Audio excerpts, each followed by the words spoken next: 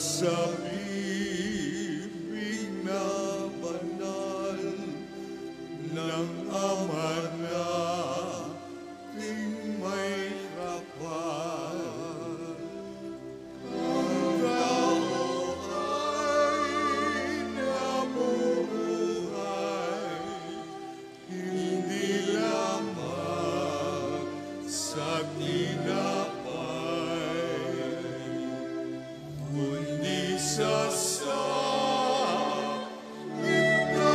mahal mula sa bibig na banal ng Ama nating may kapal.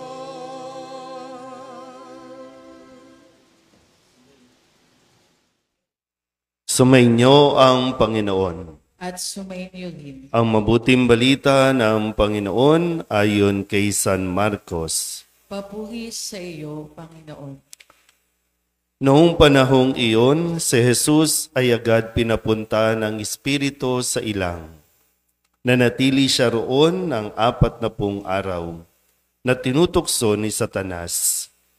May ilap na hayop ang naroon. Ngunit si Jesus ay pinaglilingkuran ng mga anghel. Pagkatapos dakpin si Juan, si Jesus ay nagtungo sa Galilea at ipinangaral ang mabuting balitang mula sa Diyos. Dumating na ang takdang panahon at malapit na ang paghahari ng Diyos. Pagsisihan ninyo talikdan ang inyong mga kasalanan at maniwala kayo sa mabuting balitang ito. Ang mabuting balita ng Panginoon. Pinupuri ka namin, Panginoong Hesukristo. Isang mapagpalang umaga po sa inyong lahat. Tayo po ay nasa unang linggo ng 40 araw na paghahanda para sa Pasko ng Pagkabuhay. At sa pagdiriwang natin ito, ay ating gugunitain kung gaano katapat ang Diyos sa atin pong lahat.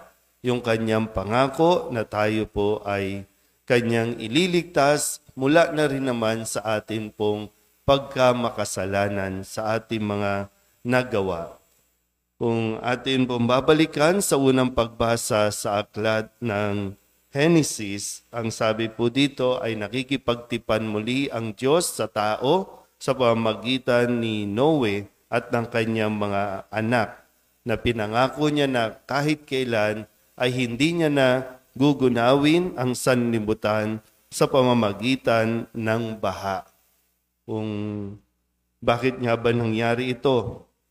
Sa ilang beses na pagpapaalala ng Diyos sa mga tao na magbalik loob at talikdan ang mga kasalanan, ay patuloy na naging matigas ang ulo ng mga tao kung kaya't nagkaroon nitong 40 araw, 40 gabing pag-ulan hanggang sa malinis o malipol ang sandaigdigan.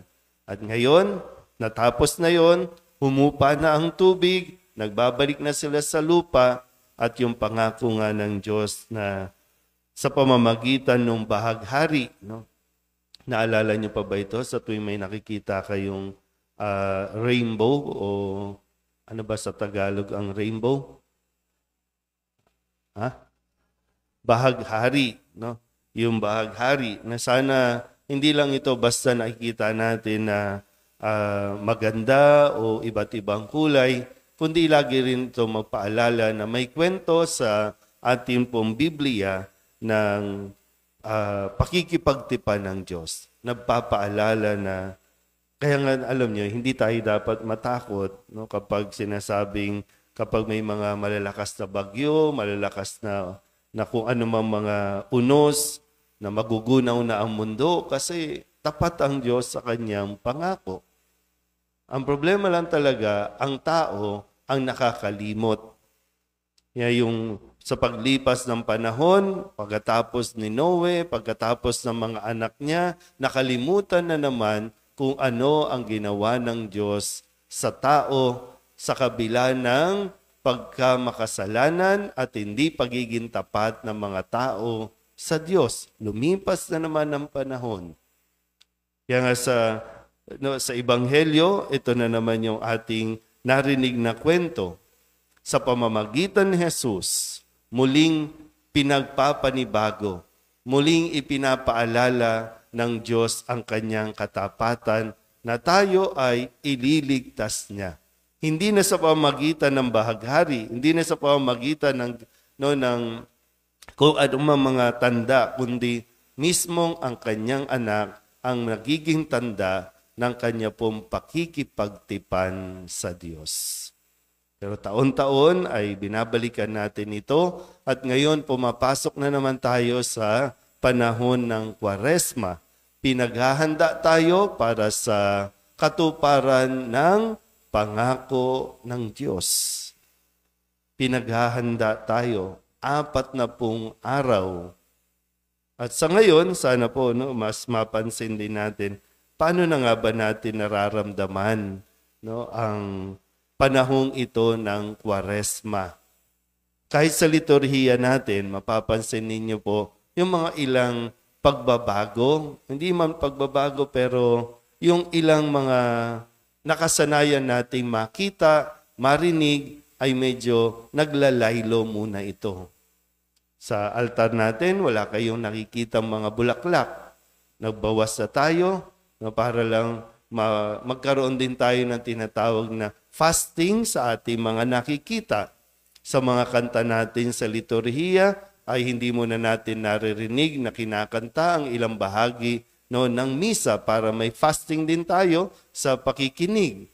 Masyadong maraming palamuti sa labas, masyadong marami tayong nakikita, naririnig na nagdudulot tuloy ng paglayo natin o hindi natin pagdinig sa mga mensahe ng Diyos.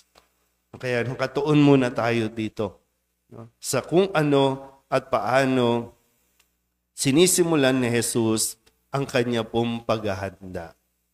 Maging si Jesus ay naghanda.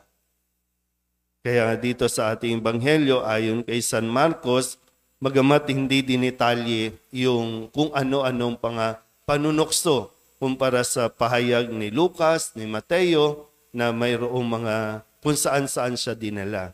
Pero malinaw sa Ebanghelyo ni San Marcos ay habang siya ay nasa ilang, siya po ay 40 araw na tinutokso ni Satanas. So yung realidad at katotohanan ng tukso, nandiyan dyan ang tukso.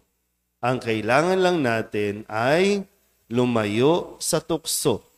Lalapitan tayo ng tukso, pero kailangan mong magdesisyon kung i-entertain mo ba yung tukso o lalayo ka sa tukso.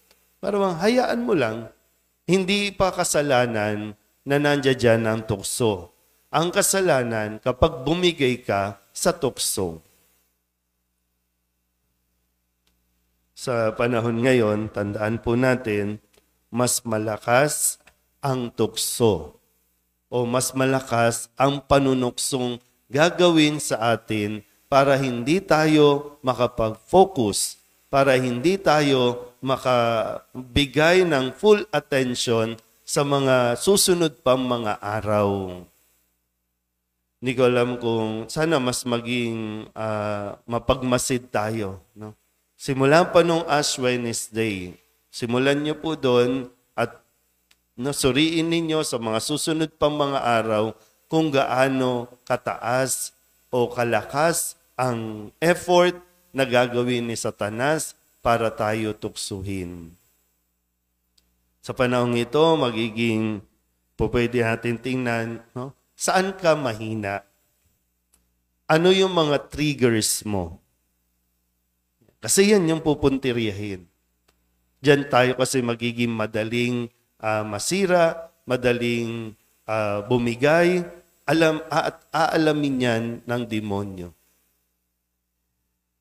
Pero kung paanong ipinakita sa atin o pinarinig sa atin na hindi nagtagumpay ang panunukso ni Satanas kay Jesus. Ganon din nawa yung atin pong hilingin sa Diyos sa atin pong pagsisimula sa linggong ito.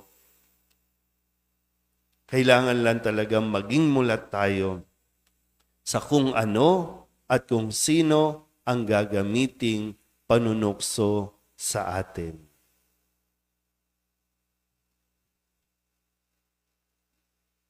Ano? Natukso na ba? Natutulog na ba o ano? Umaga pa, no? At yung panahon natin, nakakaantok pa. Pero pwedeng bahagi yan ng gagawin sa atin.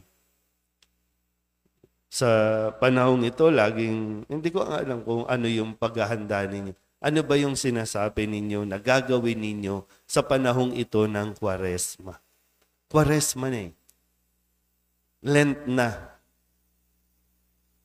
Hindi ito katulad, huwag natin itong gawing katulad ng mga ordinaryong araw, ordinaryong linggo sa buhay natin. Kailangan din natin talagang kinukondisyon ang ating sarili. Ang sasabihin natin, Kwaresma na. So may pagpipigil sa sarili, pagtitimpi sa sarili na dapat nating ginagawa o gagawin.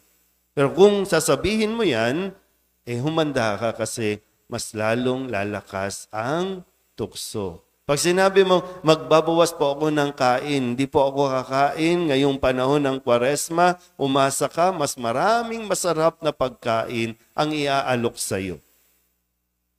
Pag sinabi mo, hindi po ako maninigarilyo, hindi po ako iinom sa panahon ng Kwaresma, mas maraming inumang imbitasyon ang maririnig tayo. Pag sinabi, magtitipid po ako ngayon, no? Para meron akong maialay sa alay kapwa, para may maihandog po ako sa mga kawang gawa. Doon mas maraming sale online.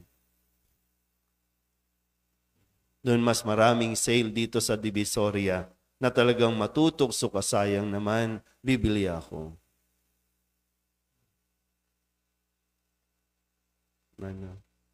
So, paghandaan po ninyo, no? Hindi ko alam kung ano ang panunuksong gagawin, pero paghandaan mo ng mabuti. Kapag sinabi mong magpapakabait ka ngayon, mas maraming magpapainit ng ulo mo. Sinabi, hindi muna ako magmumura, hindi muna ako, no? Ngayong panahon ng Kwaresma, babawasan ko ang pagsisigaw, ang pagmumura, ay mas maraming trigger para talagang mapasigaw ka sa mura. Pero nasa sa iyo po yan. Kaya nga kailangan lagi ka at maging handa ka sa mga susunod pang mga oras, sa mga susunod pang mga araw. Napagtagumpayan ni Jesus ang tukso at sinasabi sa atin, makakaya din natin mapagtagumpayan ang bawat tukso na gagawin sa atin. Amen?